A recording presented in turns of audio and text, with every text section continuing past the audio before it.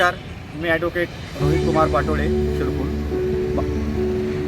आज रोजी 12 जानेवारी 2026 राजमाता जिजाऊ यांना वंदन करून आम्ही राष्ट्रवादी काँग्रेस पार्टी, शरदचंद्र पवार तसेच भारतीय सामाजिक हक्क व न्याय संघटना संघ, भारतीय सेवा संघ तसेच एकलव्य क्रांतिकारी आदिवासी संघटना यांच्या संयुक्त विद्यमानाने शिरपूर तालुक्यात भूमिपुत्र शेतकरी संघर्ष यात्रेचा आरंभ आज रोजी करीत आहोत. तसेच त्याची सांगता दिनांक 1 फेब्रुवारी 2026 रोजी 5 कंदील शिरपूर येथे करण्यात येणार आहे. तरी शेतकऱ्यांसाठी आमच्या पुढील मागण्या याप्रमाणे की शेतकऱ्यांच्या शेतमालाला हमीभाव मिळालाच पाहिजे. तसेच अतिवृष्टीमुळे शेतकऱ्यांचं जे नुकसान झालेलं आहे त्याची नुकसान भरपाई शेतकऱ्यांना त्वरित मिळण्यात यावी व त्याच्यात शिरपूर तालुक्या देखील समाविष्ट करण्यात यावा. तसेच अतिवृष्टीमुळे शेतकऱ्यांना आर्थिक हानी झालेली आहे, त्यामुळे शेतकऱ्यांचे जे सातबारे आहेत ते पुरे करण्यात यावे.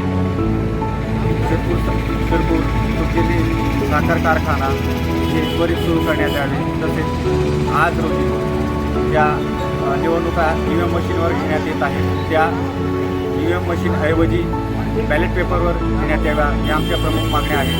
तसेच अरवली पर्वत ज्याची जी तोड होत आहे ती त्वरित थांबवण्यात यावी. तसेच नाशिक येथील वृक्षतोड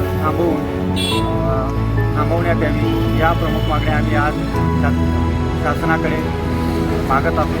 म्हणून आमच्या या मागण्या शासन नक्कीच पूर्ण करेल ही आम्हाला शासन आहे. जय भीम, जय जिजाऊ, जय शिवराय, जय राष्ट्रवादी. माझं संपूर्ण नाव दिलीप भाईदास पाटील, राष्ट्रवादी शरदचंद्र पवार गट तालुका अध्यक्ष, विधानसभा क्षेत्र शिरपूर. आम्ही आज 12 जानेवारीच्या दिवशी ज्या शेतकरी भूमिपुत्र शेतकरी संघर्ष यात्रेची सुरुवात केली ती राजमाता जिजाऊ यांच्या जन्मजयंतीचा साजरा करून सुरुवात केलेली आहे.